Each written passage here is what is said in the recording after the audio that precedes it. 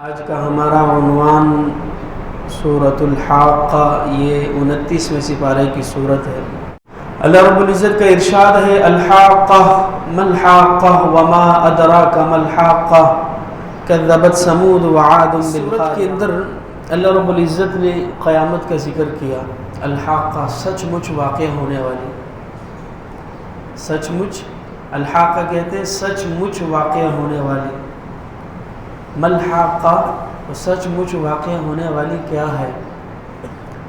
وما ادراک ملحاقہ، اور تمہیں کیا خبر کہ وہ واقع ہونے والی کیا ہے؟ بدل دے میرا دل، بدل دے میرا دل بدل۔ اللہ نے ان 3 آیات کے اندر بڑا عجیب سا انداز اپنایا۔ سب سے پہلے تو اللہ نے کہا الحاقہ، یہ مبتدا ہے، سبجیکٹ جسے کہتے ہیں، تو وہ نامکمل جملہ ہوتا ہے، اس کے لیے سینٹنس کی اور خبر کی ضرورت ہوتی ہے، لیکن بعض مفسرین کہتے ہیں ملحاقہ اس کی خبر ہے، حالانکہ یہاں پہ صرف مبتدا ہے، اس کی خبر نہیں ہے۔ اکثر مفسرین کا الحاقہ سبجیکٹ ہے، اس کا سینٹنس نہیں ہے، نامکمل جملہ اصل میں یہ مکمل جملے کے برابر ہے۔ یہ اللہ کا انداز ہے جب کسی کام سے انسان کو چکنا کرنا ہو تاکہ اس کے پورے ہوش و حواس سے وہ کان لگائے کہ یہ بات کیا ہونے جا رہی ہے، وہاں پر یوں ادھوری بات کی جاتی ہے۔ الحاقہ واقع ہونے والی، اب کیا واقع ہونے والی؟ اب تو اس کی تفصیل آنی چاہیے تھی، لیکن اللہ نے کہا ملحاقہ، وہ واقع ہونے والی کیا ہے؟ اب یہاں پہ اللہ نے ایک اور انداز اپنایا ہے اس کو مزید بہتر کرنے کے لیے۔ ایک ہوتا ہے ناؤن، ایک ہوتا ہے پروناؤن۔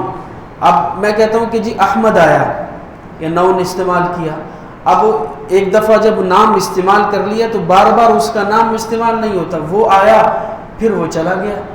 اب یوں تو نہیں کہتے کہ احمد آیا پھر احمد چلا گیا پھر احمد بعد میں آئے گا، ہماری عمومی گفتگو میں ایسا نہیں ہوتا، ایک دفعہ ناؤن استعمال ہوتا ہے، احمد آیا وہ چلا گیا وہ بعد میں آئے گا۔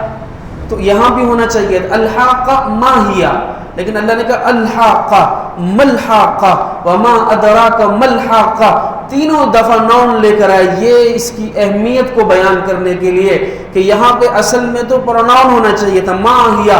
اللہ نے کہا نہیں، اس کی اہمیت، اس کی ویلیو بہت زیادہ ہے، اس کے لیے قانون بدل دیا کہ یہاں پہ پروناؤن کی جگہ پھر ناؤن لے آئے۔ اللہ نے کہا الحاقہ ملحاقہ وما ادراک ملحاقہ، واقع ہونے والی، وہ واقع ہونے والی کیا ہے؟ تفصیل نہیں ہے۔ ملحاقہ، تمہیں وہ واقع ہونے والی کیا ہے؟ وما ادراک ملحاقہ، تمہیں کیا خبر کہ وہ واقع ہونے والی کیا ہے؟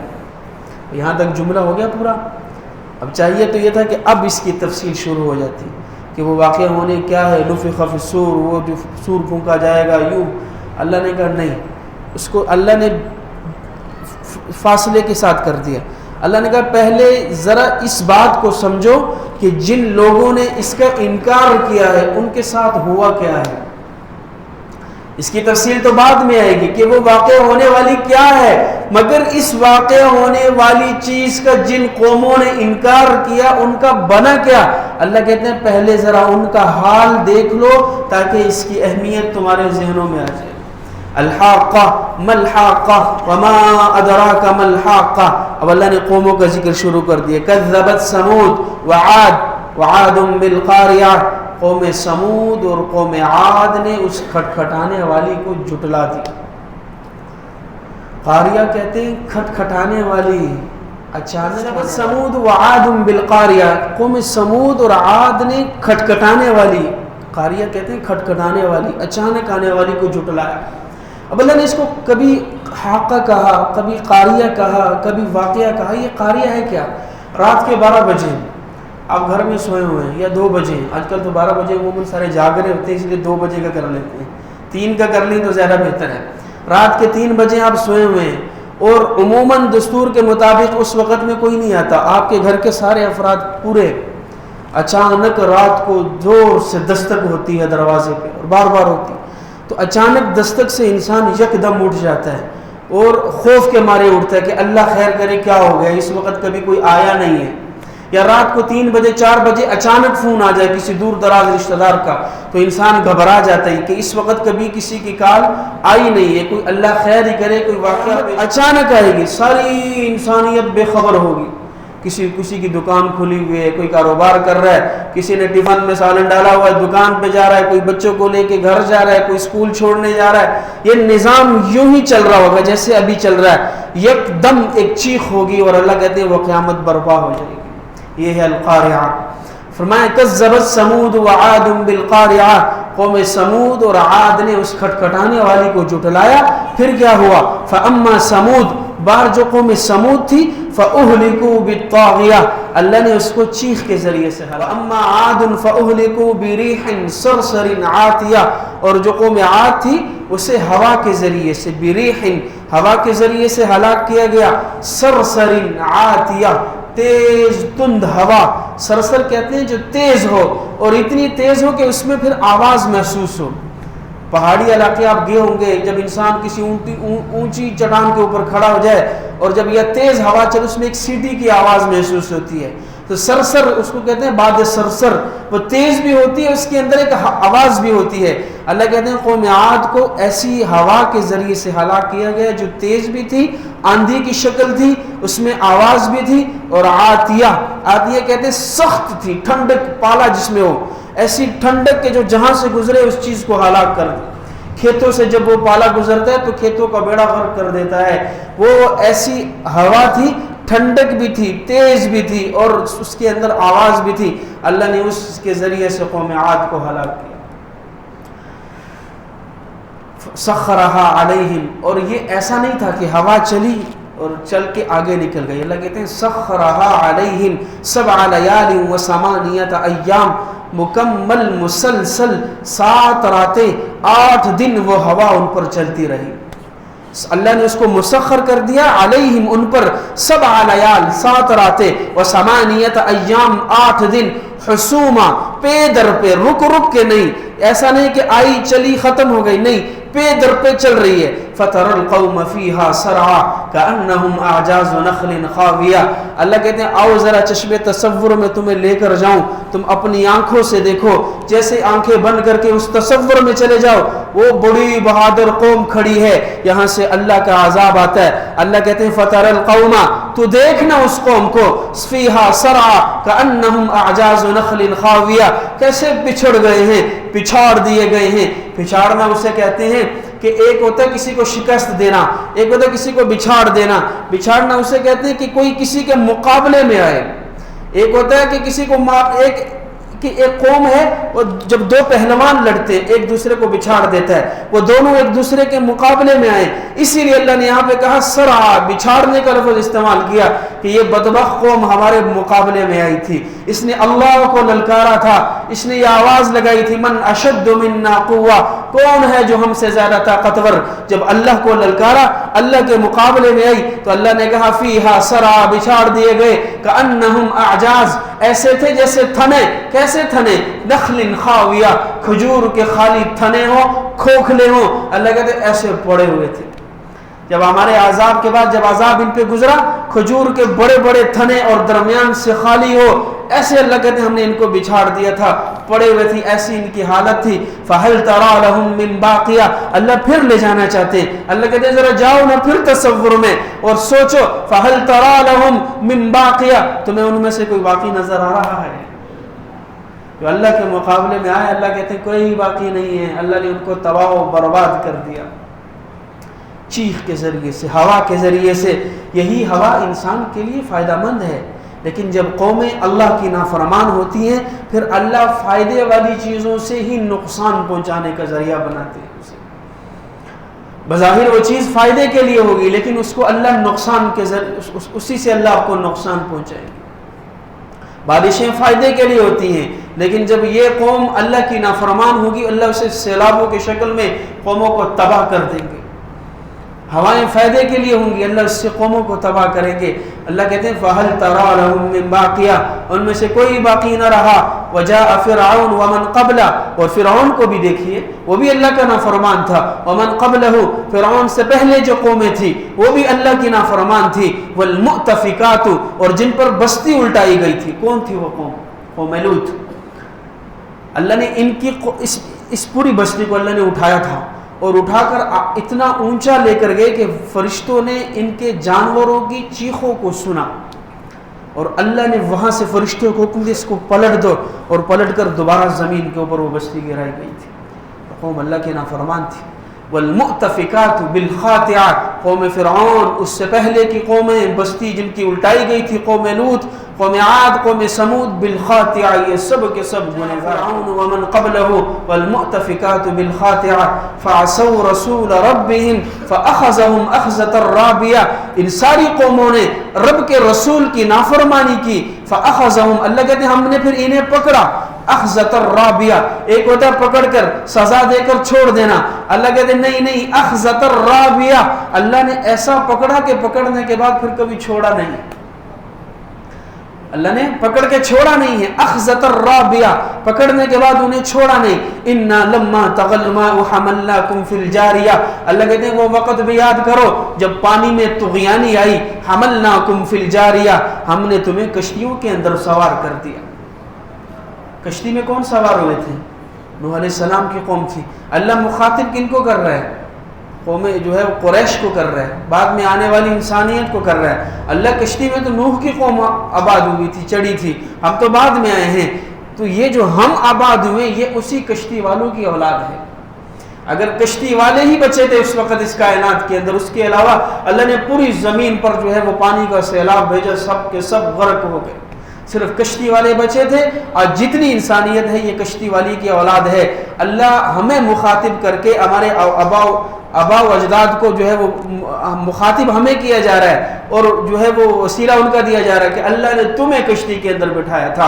یقینی طور پر اگر انہیں نہ بٹھایا ہوتے تو آج ہم نہ ہوتے. اس لیے اللہ نے کہا انا لما طغى الماء حملناكم في الجاریہ، جب پانی کے اندر طغیانی آئی اللہ نے تمہیں کشتی کے اندر بٹھایا. لنجعلها لكم تذکرہ، اور یہ ساری یہ جو تذکرے ہوئے ہیں یہ قوموں کے، یہ ان پر عذابات کے، اللہ کہتے ہیں یہ تمہارے لیے نصیحت ہے. اس سے نصیحت پکڑو. وَتَعِيَهَا أُذُنٌ وَاعِيَةٌ، اور یاد کرنے والے، سننے والے کان اس بات کو سن لیں.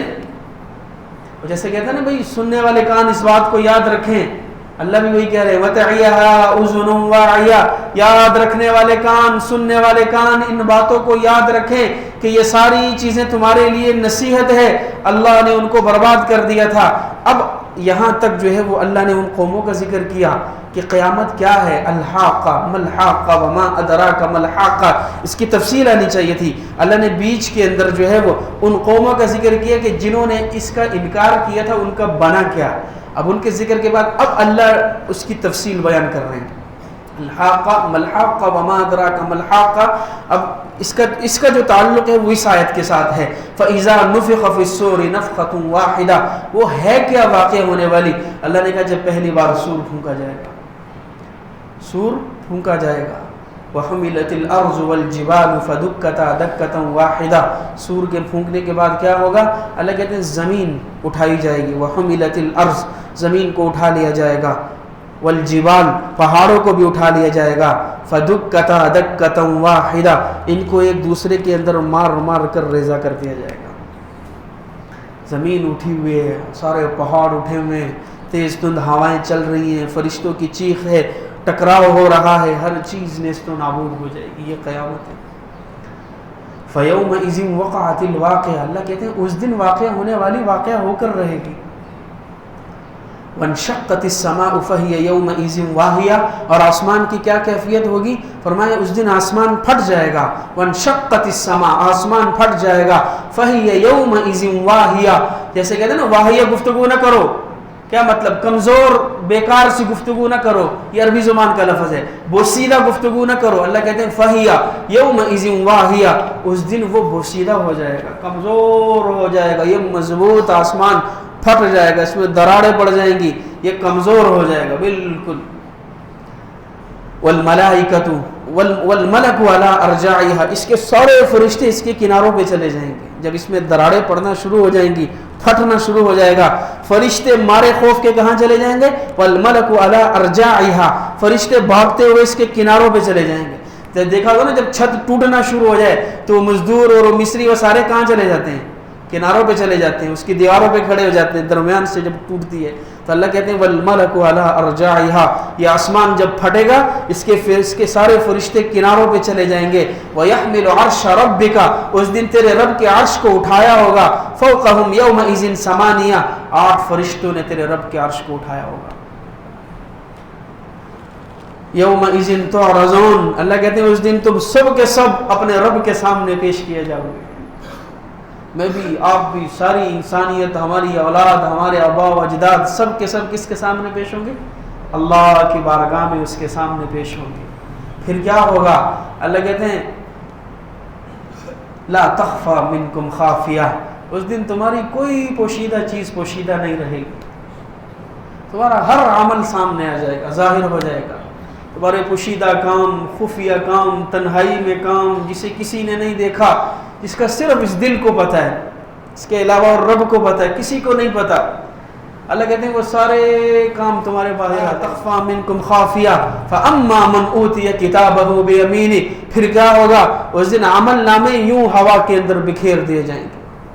عمل نامے فرشتے جا کر ہاتھوں میں نہیں پکڑائیں گے، اعمال ناموں کو یوں ہوا کے اندر بکھیر دیا جائے گا اور ہر شخص کے پاس اسی کا عمل نامہ آئے گا، کسی اور کا عمل نامہ نہیں آئے گا.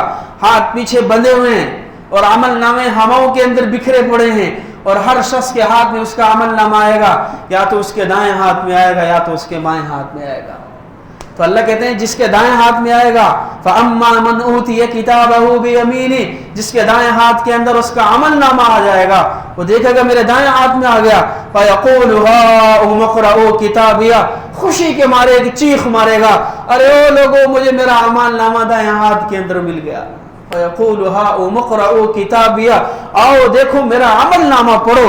انی ظننت انی ملاق حسابیہ، ایک اور آواز لگائے گا، کہے گا انی ظننت، مجھے تو گمان تھا، انی ملاق حسابیہ، میرا حساب لیا جائے گا، میری اللہ سے ملاقات ہوگی، اس لیے بھائی میں تو تیاری کرتا رہا. عمل نامہ جس کو دائیں ہاتھ میں ملے گا وہ کیا کہے گا؟ انی ظننت، بھائی میں تو دنیا کے اندر مجھے گمان تھا، یقین تھا کہ اللہ یوں معاملہ کریں گے، اس لیے میں تیاری کرتا رہا. آج دیکھو نا میرا عمل نامہ دائیں ہاتھ کے اندر مل گیا ہے. پھر ارشاد فرمایا فَهُوَ فِي عِيشَةٍ رَاضِيَةٍ، اللہ نے بیچ میں اپنا کلام پیش کیا. یہ اس کی گفتگو ہے جسے عمل نامہ دائیں ہاتھ کے اندر ملا ہے. اللہ کہتے ہیں فَهُوَ فِي عِيشَةٍ رَاضِيَةٍ، پھر جو ہے وہ اللہ کہیں گے جاؤ عیش و عشرت اور من پسند زندگی گزارو آج کے بعد. اللہ ہم سب کو عمل نامہ دائیں ہاتھ کے اندر نصیب فرمائے. اللہ کی طرف سے کیا اعلان ہوگا؟ فَهُوَ فِي عِيشَةٍ رَاضِيَةٍ، عیش و عشرت کی زندگی گزار. کیسی زندگی؟ فی جنت عالیہ، ایسے باغات والی کہ جس کے باغات ایسی خوبصورت زندگی کہ باغ کے اندر درخت تو اونچے ہیں، قطوف دانیہ جو ہے وہ اس کے درخت تو اونچے ہیں لیکن اس کی جو شاخیں ہیں، اس کے جو تنے ہیں اور اس کا جو میوہ ہے وہ جھکا ہوا ہے.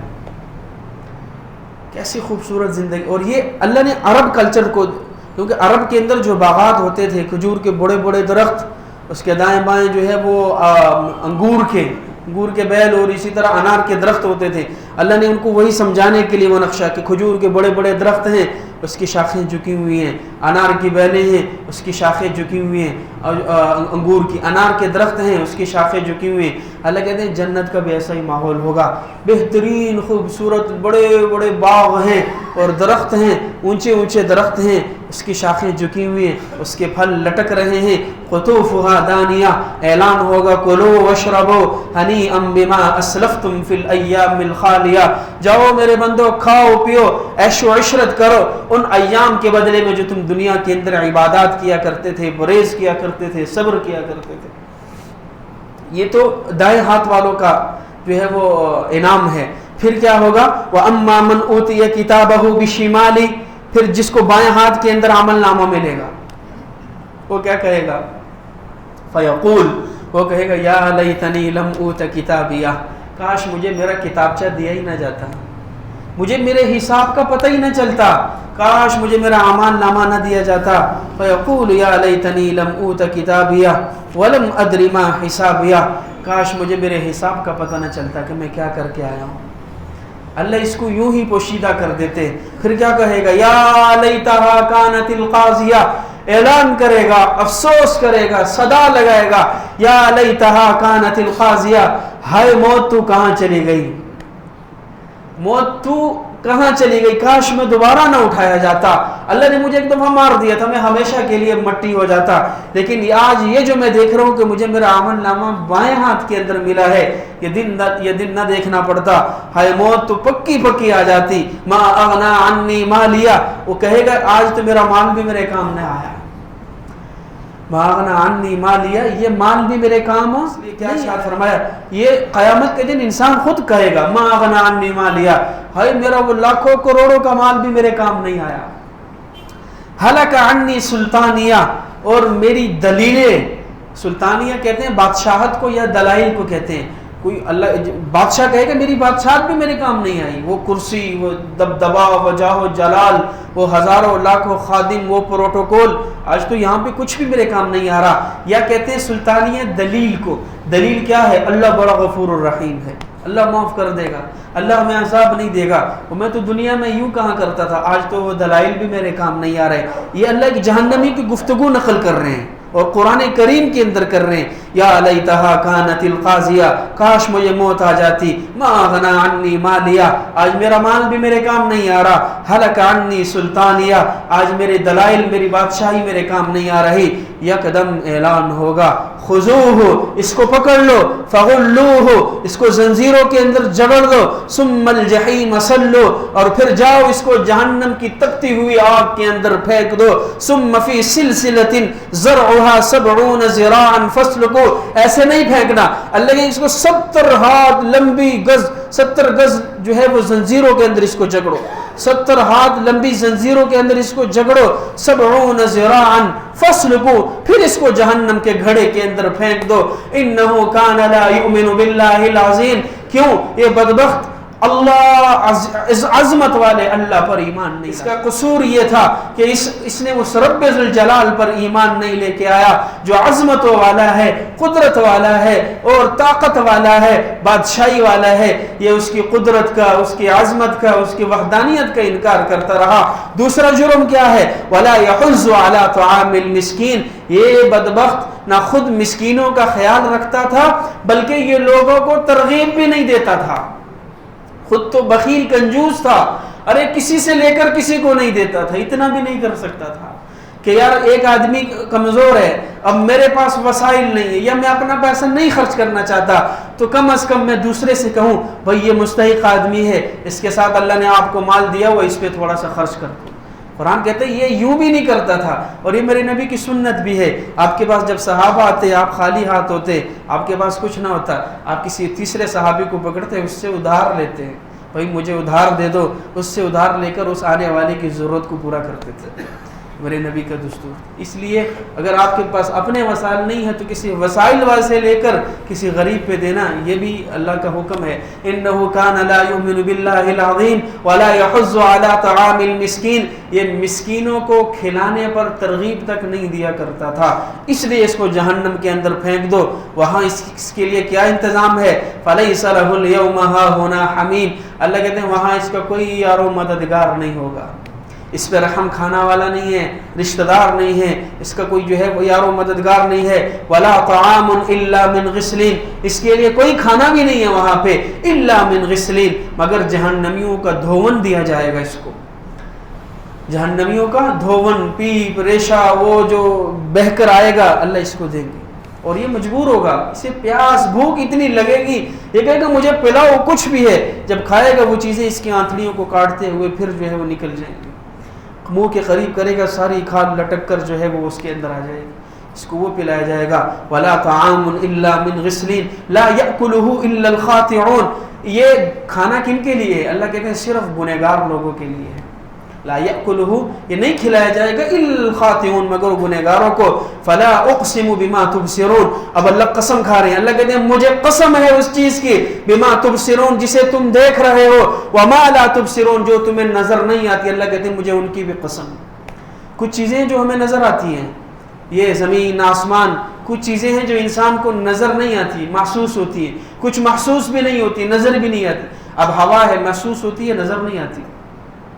اسی طرح جو ہے وہ کچھ اور جتنی بھی چیزیں ہیں فرشتے ہیں نہ نظر آتے ہیں نہ محسوس ہوتے ہیں. اللہ کی ایسی بڑی مخلوقات ہیں جو ہمیں نظر نہیں آتی. اللہ کہتے ہیں مجھے ان چیزوں کی قسم جو تمہیں نظر آ رہی ہے وما لا تبصرون مجھے ان کی بھی قسم جو تمہیں نظر نہیں آ رہی. کس بات پہ اللہ نے قسم کھائی؟ فرمایا انہ لقول رسول کریم وما هو بقول شاعر قلیلا ما تؤمنون ولا بقول کاہن قلیلا ما تذکرون.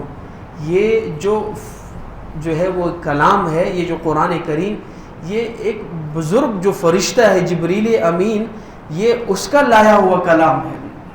انہ لقول رسول کریم یہ اس کا لایا ہوا کلام ہے. وما هو بقول شاعر کسی شاعر کا قول نہیں ہے. وہ عرب کے جو لوگ تھے جب محمد رسول اللہ قرآن پڑھتے تھے وہ لوگ کہتے تھے یہ تو شاعر کی شاعری ہے. کوئی کہتا تھا کاہن کی کہانی ہے کوئی کہتا تھا جادوگر ہے. تو قرآن نے پھر چیلنج کیا کہ بھائی تم کہتے ہو شاعر کی شاعری ہے تو تم بھی بنا لو اس جیسا. تو ایک آدمی اٹھا اس نے کہا میں بنا کے دکھاتا ہوں. اس نے کہا الفیل والفیل وما ادراک ما الفیل. تو اپنے قوم والوں نے سنا. اس نے کہا یہ کیا ہے؟ اس نے کہا یہ میں نے قرآن بنایا ہے الفیل والفیل وما ادراک ما الفیل. اس نے کہا چپ کر جائے ایسے جوتے پڑیں گے کہ تو یاد رکھے گا. کمبخت اس کا اور قرآن کا کیا مقابلہ. قرآن کو اللہ نے جو چیلنج کیا کہ تم قرآن کی ایک آیت نہیں بنا سکتے وہ یوں ہی نہیں کیا. تو اللہ کا یہ لوگ کہا کرتے تھے کہ یہ شاعر کی اللہ کہتے ہیں یہ جبریل کا لایا ہوا کلام ہے. وما هو بقول شاعر کسی شاعر کا قول نہیں ہے. ولا بقول قلیلا ما تؤمنون جس پر بڑے کم لوگ ایمان رکھتے ہیں. ولا بقول کاہن کسی کاہن کا قول بھی نہیں ہے. قلیلا ما تذکرون بڑے کم لوگ اس کی سمجھ رکھتے ہیں. تنزیل من رب العالمین یہ رب العالمین کی طرف سے نازل شدہ کلام.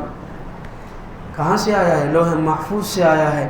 محفوظ ہاتھوں سے آیا ہے. محفوظ کلام ہے رب کا. جبریل امین بزرگ جبریل امین جیسے معزز فرشتے کے ہاتھ اللہ نے بھیجا ہے. کس کے سینے پہ اتارا ہے؟ جناب محمد الرسول اللہ کے سینے اطہر پہ اتارا ہے. محفوظ ہر اور اللہ نے اس کی حفاظت کا وعدہ کیا ہے. پورا قرآن اٹھا کر دیکھ لیں آپ اس میں پورے قرآن میں صرف ایک زبر کی تبدیلی لے آئیں اور ایک چھوٹے سے بچے سے کہیں اس کو پڑھنا شروع کر اس زبر پہ جا کے رک جائے گا یہاں پہ یہ زبر غلط لکھی ہوئی. اللہ نے اس کی حفاظت کا ذمہ ایسے لیا ہوا ہے. کیا ارشاد فرمایا؟ تنزیل من رب العالمین یہ تو رب العالمین کا نازل شدہ کلام ہے. اور آگے سنیے تم کہتے ہو یہ شاعر کا کلام ہے اس کے اندر رد و بدل کی گنجائش ہے یا اس کے 10 سپارے بکری کھا گئی ہے یا غار کے اندر چھپے ہوئے ہیں. اللہ کہتے ہیں ہرگز ایسا نہیں ہے. ولا بتنزیل من رب العالمین ولو تقول علینا بعض الاقاویل لاخذنا منه بالیمین ثم لقطعنا منه الوتین. اللہ کہتے ہیں یہ جو ہمارا نبی محمد صلی اللہ علیہ وسلم ہے بعض الاقاویل یہ اس قرآن میں سے اگر کچھ اپنی طرف سے بھی منسوب کر لیتا یا ہم پر جو ہے وہ ہماری طرف اضافہ کر دیتا تو اللہ کہتے ہیں ہم کیا کرتے؟ لأخذنا منه بالیمین اس کو اس کے دائیں ہاتھ سے پکڑتے. یا اللہ اپنا دائیں ہاتھ مراد لے رہے ہیں ہم اس کو دائیں ہاتھ سے پکڑتے. ثم لقطعنا منه الوتین اس کی شاخ کاٹ دیتے. اللہ نے اس قرآن کو اتنا محفوظ بنایا. اللہ کہتے ہیں اگر محمد الرسول اللہ بھی اس میں کوئی رد و عمل کی کوشش کرتے اپنی طرف سے اللہ کہتے ہیں ثم لأخذنا منه بالیمین ہم محمد حالانکہ سب سے عظیم ترین ہستی سارے انبیاء کی سردار حضور صلی اللہ علیہ وسلم اللہ کی عظمت کے بعد جن کی عظمت اللہ کے مقام کے بعد جن کا مقام اللہ ہمیں سمجھانے کے لیے کر رہے ہیں کہ تم اس سے بڑھ کر کوئی اور اونچی ہستی نہیں ہے. اللہ کہتے ہیں اگر اس قرآن میں یہ بھی اپنی طرف سے کوئی رد و عمل کریں گے میں رب دائیں ہاتھ سے پکڑ کر شارک کاٹ دوں گا. فما منکم من احد عنہ حاجزین اور تم میں سے کوئی بھی اسے ہم سے چھڑانے والا نہیں ہوگا. تو تم کیا کہتے ہو کہ اس میں کسی نے رد و بدل کی ہے جبریل نے کی ہے شاعر کا قول ہے 10 بکریاں بکری کھا گئی ہیں امام مہدی نکالیں گے. اللہ کہتے ہیں ہرگز اس کی گنجائش نہیں ہے. یہ قرآن اتنا محفوظ ہے، اس کے اندر کسی کو کوئی گنجائش نہیں ہے۔ فما منکم من احد عنہ حاجزین، تم میں سے کوئی بھی اسے ہم سے چھڑانے والا نہ ہوتا۔ وَإِنَّهُ لَتَذْكِرَةٌ لِّلْمُتَّقِينَ، یہ تو نیکوکاروں کے لیے، تقوی والوں کے لیے، ڈرنے والوں کے لیے نصیحت ہے۔ وَإِنَّا لَنَعْلَمُ أَنَّ مِنْكُمْ مُكَذِّبِينَ، اور ہم جانتے ہیں کہ بہت سے لوگ ہم پر بہتان لگاتے ہیں، ہم پر جھوٹ باندھتے ہیں، ہماری طرف غلط باتیں منسوب کرتے ہیں جو ہم نے نہیں کہی، ہمارے نبی نے نہیں کہی۔ وَإِنَّهُ لَحَسْرَةٌ عَلَى الْكَافِرِينَ، اور یہ قیامت کے دن کافروں کے لیے حسرت بن کر رہ جائے گا۔ کافروں کے لیے حسرت بنے گا، کاش کہ ہم اس پر عمل کر لیتے، ہم مان لیتے۔ وَإِنَّهُ لَحَقُّ الْيَقِينَ، اور اللہ کہہ رہے ہیں کہ یہ اس بات کا زیادہ حقدار ہے کہ اس پر یقین کیا جائے۔ قرآن کریم اس بات کا حقدار ہے کہ اس کے ہر حرف، اس کی ہر آیت کی تصدیق کی جائے، اس پر عمل کیا جائے، اس کو پڑھا جائے۔ فَسَبِّحْ بِاسْمِ رَبِّكَ الْعَظِيمِ، میرے نبی اپنے رب کی پاکی کو بیان کیجئے جو عظمت والا ہے، جلال والا ہے، قدرت والا ہے، طاقت والا ہے، بادشاہت والا ہے۔